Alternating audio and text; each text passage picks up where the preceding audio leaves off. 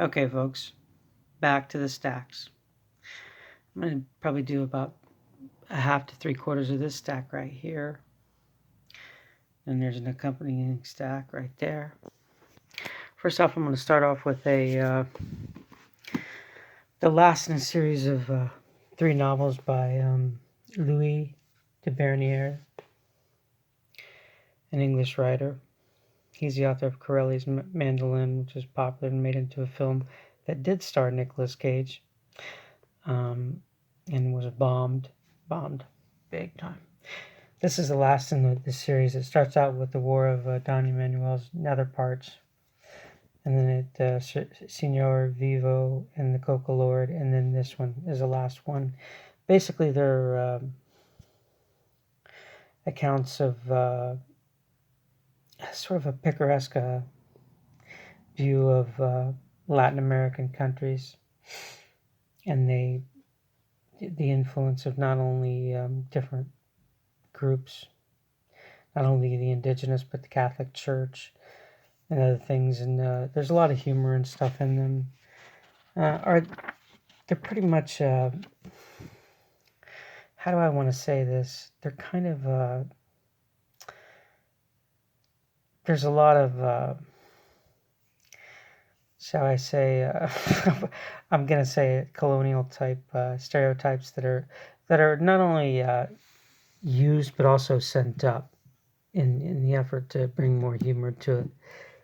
There's also some biting criticism of the institutions and stuff of these countries and stuff, and but largely under the influence of certain Western governments, and of course the Catholic Church is a very powerful entity in these countries in the books, and that is sort of a cliche too, and cliches often are true.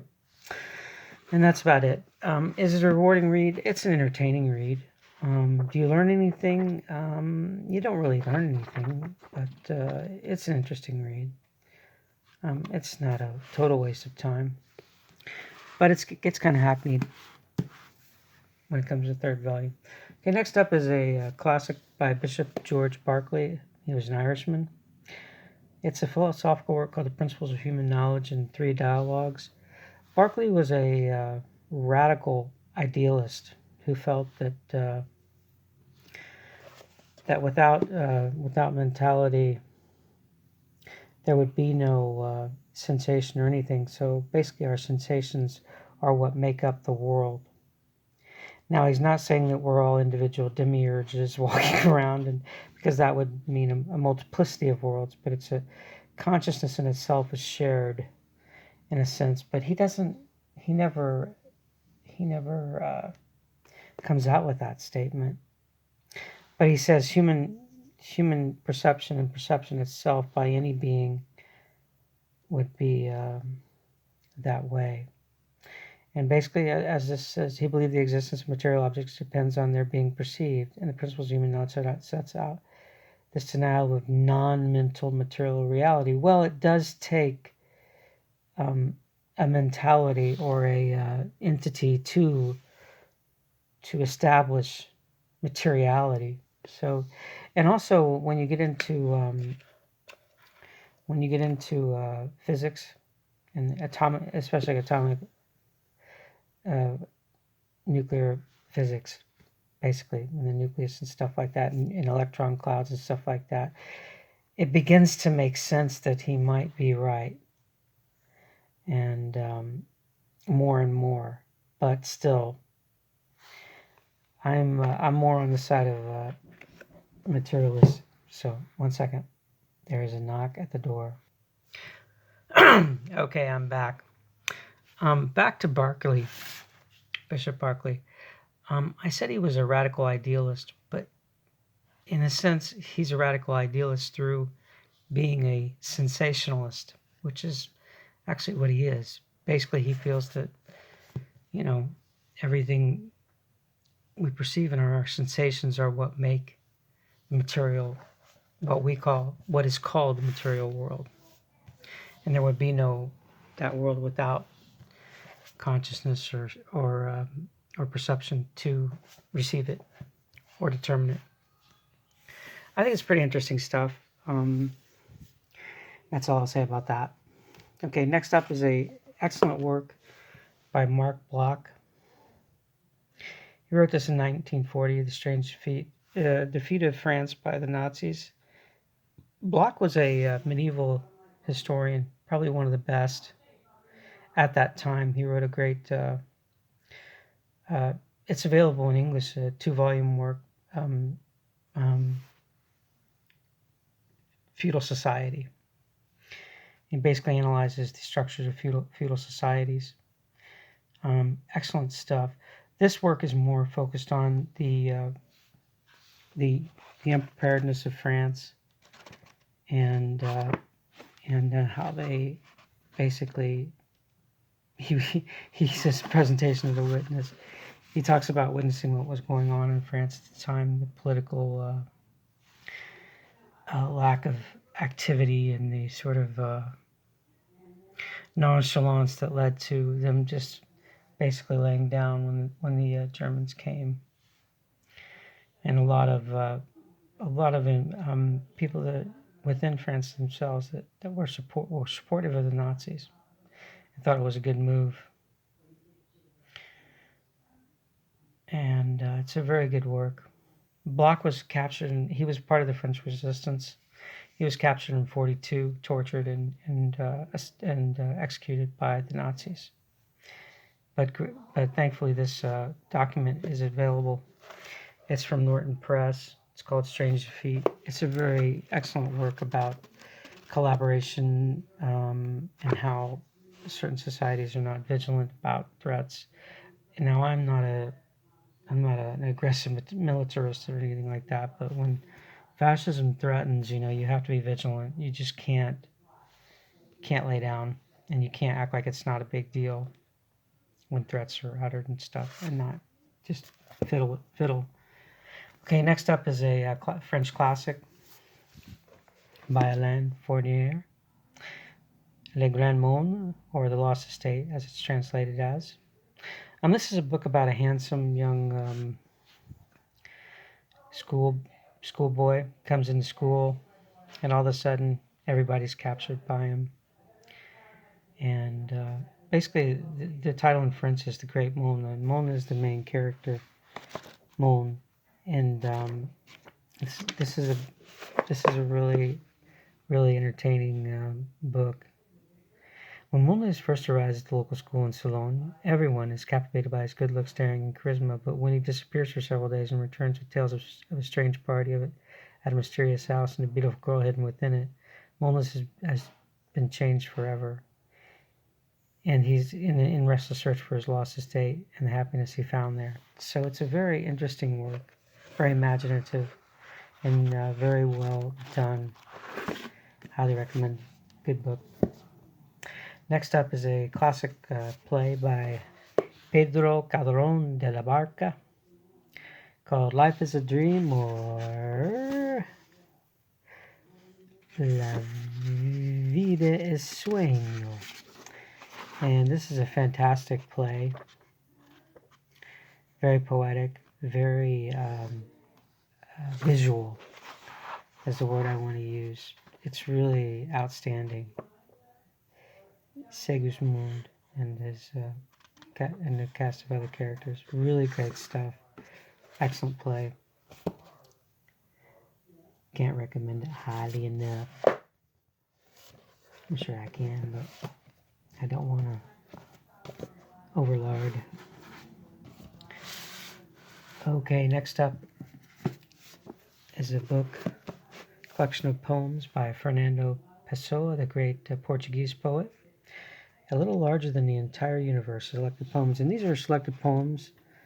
And they even, he had several pseudonyms, not pseudonyms, but heteronyms, they call them, different names that he published under, like Alberto Quero, Ricardo Reis, Alvaro de Campos, and by himself, oddly enough. He took that for a go. Pessoa is an excellent poet. He could write in French, English, and Portuguese, as the thing says, but these poems are translated from the Portuguese. And he's probably one of the best poets that's not really well known. And of course, Pessoa means in Portuguese, nobody, no one. I think it sort of means that. It might not directly mean that. Okay, next up is another great poet, Alexander Blok, a Russian poet. And these are a series of his, these are selected poems, not all of his. And the two best are the first one in this series, the first one, which is called A Red Glow in the Sky. And this was written in 1900, and a lot of people felt it was prophetic about the coming revolution in 1917. Then when 1917 rolls around, he writes the 12, where he envisions the 12, which fashions the leaders of the Bolshevik revolution as apostles of Christ. He combines the two, and it's a long poem for him. And he talks about they abuse God's name, and they march with sovereign tread, and invulnerable where bullets cross, crowned with a crown of snowflake pearls, a flower diadem of frost. Ahead of them goes Jesus Christ. So he's basically saying that Jesus is leading the Bolshevik Revolution, which was an amazing thing to do and very bold at the time, because... Okay, next up is volume by Geoffrey Chaucer, of course. Everybody knows this great funny gentleman from the Canterbury Tales. And this is called Love Visions. These are a series of long poems: Book of the Duchess, House of Fame, Parliament of Birds, Legend of Good Women. And these are long form, some long, some shorter than others. But they're pretty long. Poems about love and stuff like that. Good stuff. I have yet to read this volume, but I've heard a lot of good things about it. Okay, next up, after that, is a volume by Max Beerbohm, where it's called 7 Men. And basically, it's about 7 men that he knew and that were of his times. And he writes about them and their experiences. And I think, was it early 20th century? Well, late 19th, early 20th century United Kingdom. And he even has drawings of each of these characters. Right here, right here, right here, and right here. And there's more too. And it's good stuff, funny. It's in a humorous vein. Next up is a very serious work by a well-known courtier, and supposedly the man who founded science for Western civilization, which is kind of absurd to believe that. If you want, you can, because he wrote some things, the Nova Morganum or whatever. Francis Bacon, the man who Queen Elizabeth said had bad breath and was a born flatterer. Funny stuff. But the essays are pretty interesting, written in a pretty very ornate style. Ornate, but lends itself to sort of a ornate, if I can combine these two and make a minotaur out of them, or an ornate kind of stoic, unmoved appreciation type of thing. And that's all I'm going to say about Mr. Bacon. Okay, here's a charming little volume by Boccaccio, Life of Dante. And this is a very excellent Life of Dante. And if you really want to, this is a man who basically had the materials and the word of mouth to basically tell the story and tell his life. And it's a very well written and humble work. And he talks about his birth and education and everything. It's a very, very economical work and a very good work. Valuable source on Dante. All right, next up is a volume of poems by Robert Burns, and his selected poems. And this is a pretty good volume, pretty full. It even has musical notations and stuff. And it's a Penguin edition. Penguin does pretty good with these. And that's all I'm going to say about it. Recommended. Good stuff. He died too young. An all too familiar theme. And next up is a book by Mikhail Bulgakov, A Dead Man's Memoir, a theatrical novel. This is a very, very, very good work. It's about a failed novelist made a farce of a suicide attempt, but only after a surprise break as a playwright on the Moscow stage does his turmoil truly begin. He sees his beloved play dragged into chaos by inflated egos, jealous critics, literary double-dealers, censors, and insanely bad acting. Full of affectionately drawn characters, which is true. It's a good work. I have another volume of this, and I just bought this because I like this thing right here, Caught in the Machinery. Good stuff. Bulgakov, he's really good. Can't really lose with him. All right, next up is a classic that is often ignored by people who claim to admire this man, Miguel de Cervantes. The exemplary stories, novelas ejemplares, or how do you say that? And these are very good little. They're novellas. The Little Gypsy Girl, Rinconete, and Cortadillo. The Glass Graduate, really great. The Cellist Extremaduran is really an outstanding story about jealousy. The Deceitful Marriage, The Dog's Colloquy, great stuff. If you like Don Quixote, these works are not in the style or the vein of Don Quixote, but they're still very good. Still lots of good humor in them, and some serious moral stuff too. Good stuff. Okay, this is an excellent autobiography. I want to say it's an autobiography. Yeah. It's an account of his own childhood. It's not an autobiography. It's cast as a novel, but it's about his life, the way of all flesh, and it's really a caustic and critical view of society at the time. I believe in the Victorian England, and it's very, very good. There's a lot of laughter and stuff. It's pretty. It's the laughter that crawls back, though. Here's another really outstanding and entertaining book. Giacomo Casanova, The Story of My Life, of course. The famous Casanova that the name was based on. Calling someone a Casanova and all that. This is the man. And he wrote memoirs.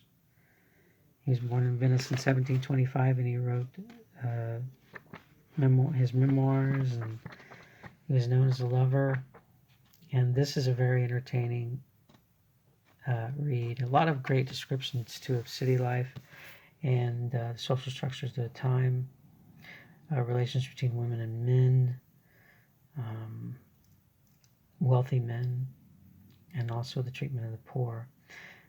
Casanova really gives you a broad portrait of society at the time, and a portrait of his life, striding through it. It's a really excellent work, and if you want to know more about, 18th century Italy and Europe, this is a really valuable work. All right, next up is a really excellent work by Jacob Burckhardt called The Civilization of the Renaissance in Italy.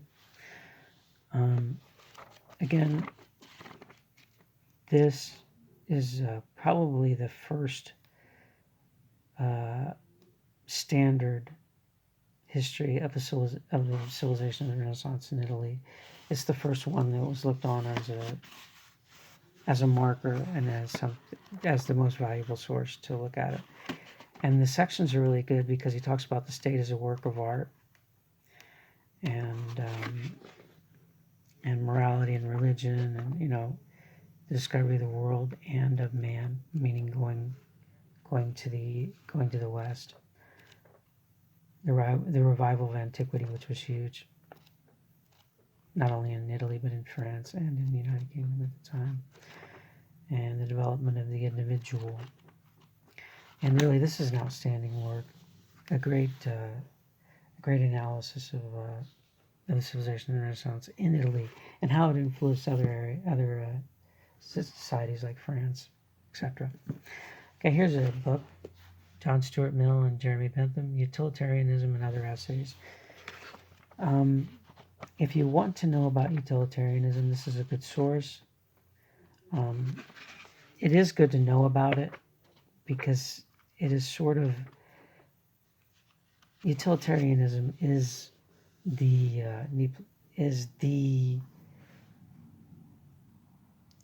seminal theory of capitalist society. Everything has to be useful to someone or someone else or to everyone. And basically, utilitarianism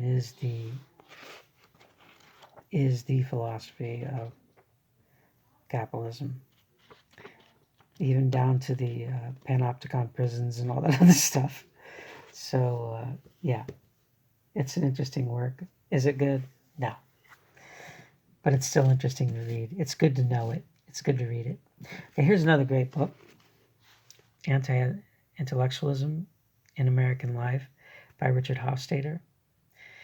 And, it's the winner of the 1964 Pulitzer Prize in Nonfiction. The establishment gave him a badge. Wonder if he liked that or not. I bet he did because it helped his book sales. I'm so cynical. This is really seminal work, and it's still true to this day. And it's even true in all of our lives. I mean, I got a really good friend of mine, good guy, smart guy. And he tells me that me doing these little book things is elitist. And that's right in the vein of this. And how anytime you start talking about books and about other countries or stuff like that, books from the past, it's, you're being silly and you're being elitist. It's a natural knee-jerk response. And it's kind of funny. And maybe he's just being funny too. I think he is, because he's got a really wry sense of humor too. He's a funny guy. And I mean that respectfully. He's got a good sense of humor. But this book is very important to read because it basically gets it down. And it's pretty good. Okay, next up is volume 2 of a 2-volume work. I got volume 1 up on the top of another bookcase here. And it's Norman Davies, God's Playground History of Poland, volume 2, 1795 to the present. The earlier volume was from the beginning to, of course, 1790s. Very interesting work. Poland is the crossroads of Europe. It's been, at one time it was one of the, and I believe in the 15th and 16th century is one of the most advanced societies in Europe, even surpassing Italy. I mean, Copernicus was Polish, and there was a lot of great mathematicians and great, writers and stuff from that country, from the nation. So it's an excellent work. I highly recommend it. Poland has been through so much, and they're still in the middle of something now, and I won't comment on that.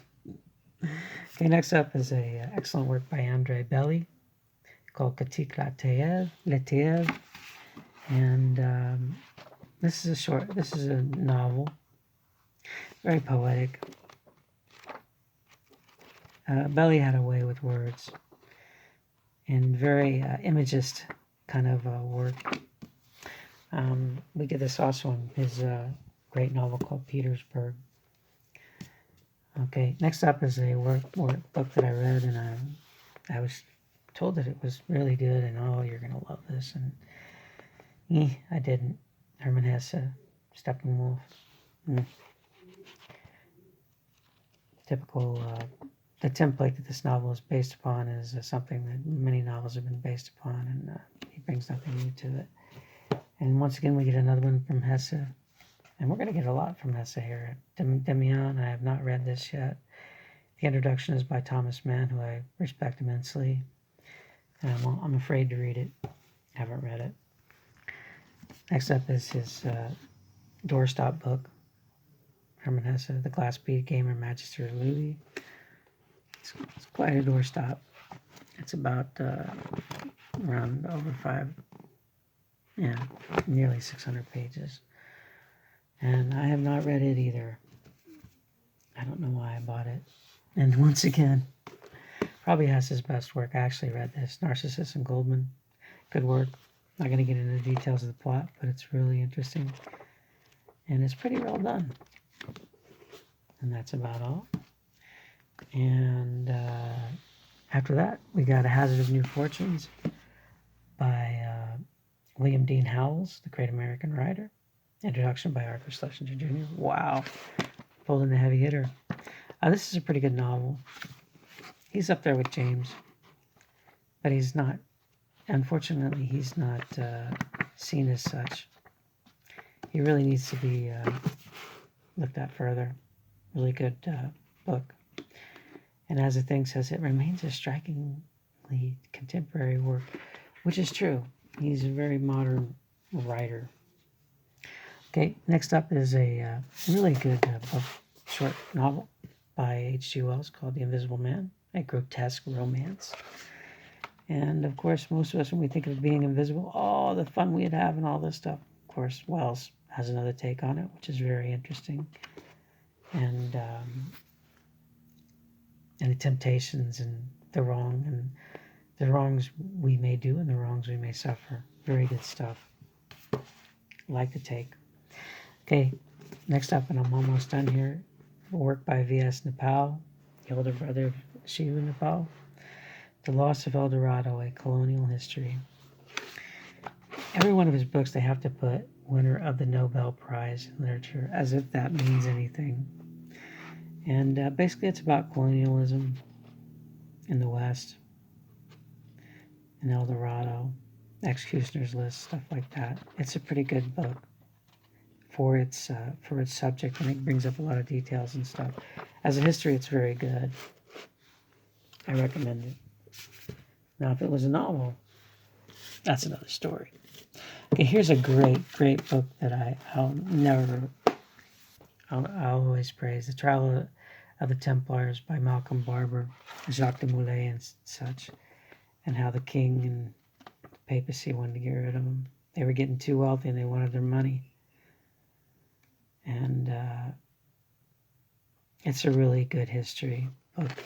The Trial of the Templars, and really wasn't a trial at all. It was a setup.